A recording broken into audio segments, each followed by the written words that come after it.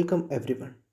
Today we will discuss about Gupta Dynasty, which spans from 3rd century CE to 550 CE.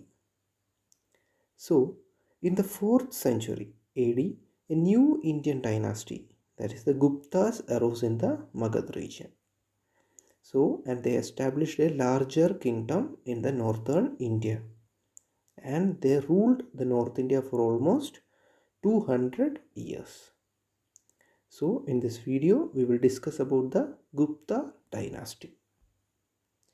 The Gupta dynasty is known as the classical age of ancient India. The Gupta period is the classical age of ancient India. So in this maps we can see the extent of Gupta Empire in 375 AD and 450 AD. So Gupta Empire was established in the Magadh region, and then it was expanded in the whole northern part of India. And the Gupta period is known as classical age of ancient India. The founder of the Gupta dynasty was Chandragupta I. He is the founder of the Gupta dynasty.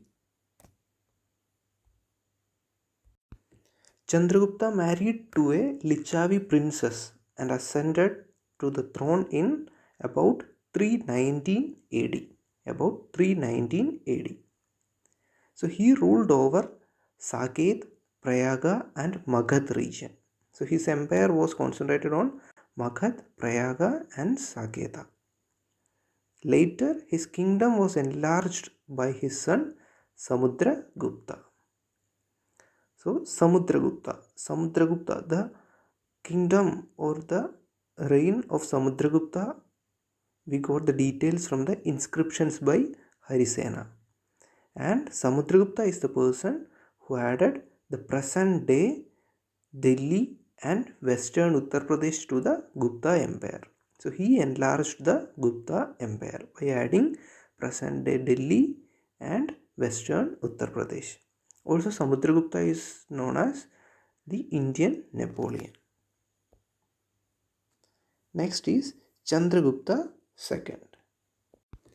Chandragupta II is also known as Vikramaditya, and he led a victorious campaign against the Shagas, and he also expanded the Gupta dynasty by marriage alliances with the Vakataka dynasty.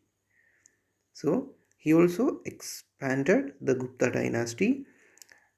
He got a victorious campaign against Shagas, and also he expanded by marriage alliances. So the Chandragupta's conquest have been described in many pillar inscriptions at the Mehrauli region of New Delhi. So even the iron pillar besides the Qutub Minar was also constructed by Chandragupta II. And Kalidasa and Amarsimha were the two most notables in the court of Chandragupta II. Kalidasa and Amarsimha was the two major notables, and they were in the court of Chandragupta II. And during his reign, the Chinese pilgrim Fa Hein visited India. So Fa Hein visited India during the reign of Chandragupta II. And Chandragupta II was succeeded by his son Kumaragupta. Chandragupta II or Vikramaditya was succeeded by Kumaragupta. And Kumaragupta is believed as the founder of Nalanda University. Nalanda University is the oldest university and which was meant for Buddhist monk. And Nalanda University was founded by Kumaragupta. And Kumaragupta was succeeded by Skandagupta. And towards the end of the reign, the Gupta Empire got weakened. So the first emperor was Chandragupta I, then Samudragupta, then Chandragupta II or Vikramaditya, then Kumaragupta, and the next one was Skandagupta. Now we will discuss on some of the important points of the Gupta dynasty. So the Gupta dynasty used the titles like Chakravarti, Paramadevata Bhadraga, like that. So they used these titles.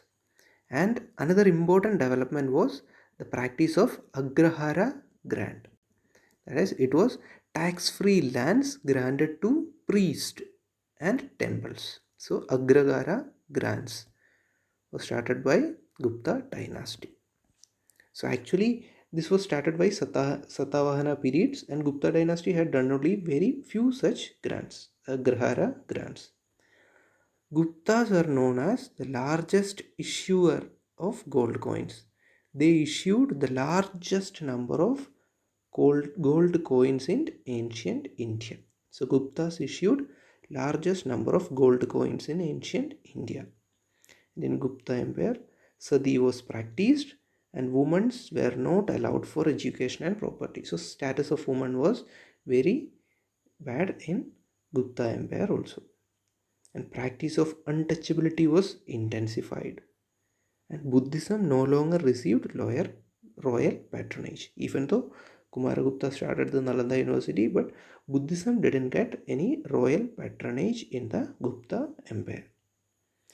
Beginning of freestanding temple architecture was also a notable change in Gupta Empire. The ancient paintings at the Ajanta caves, that is the ancient paintings in the first phase of Ajanta caves, were also the contributions of the Gupta dynasty. Now we will discuss about some of the important literature works during the Gupta period. Kalidasa, he was one of the court member of Chandragupta II. His famous works were Abhijnana Shakuntalam, Meghaduta, Rigvamsha, Kumarasambhavam and Ridusamhara. These were the famous works of Kalidasa. Amar Simha, yet another person in the Chandragupta II's court, his greatest work was Amara Kosha, which is a remarkable work on Sanskrit grammar, and the Panchatantra, which is a collection of fables and stories, was also belonging to this period. And Vatsyayana's Kama Sutra is a standard Indian text on sexual love, which also belongs to Gupta period. And Varahamihira's Pancha Siddhantika also belongs to this period. So in this short video we had discussed some points about the Gupta dynasty and the major rulers like Chandragupta I, Samudragupta, Chandragupta II or Vikramaditya, then Skandagupta and Kumaragupta. So this is what we have discussed about the Gupta dynasty. So now we will discuss on downfall of the Gupta dynasty. The weakened kingdom, the Gupta empire slowly became weakened, and the weakened kingdom disintegrated into smaller kingdoms. Now another dynasty had took over the control of the empire, but it has disintegrated into smaller kingdoms. And the alliances broke down and new kingdoms emerged. New kingdoms emerged in the Gupta dynasty. So this is how the Gupta dynasty fell down. Thank you everyone for watching this video, and please subscribe the channel General Studies for more such videos. Thank you.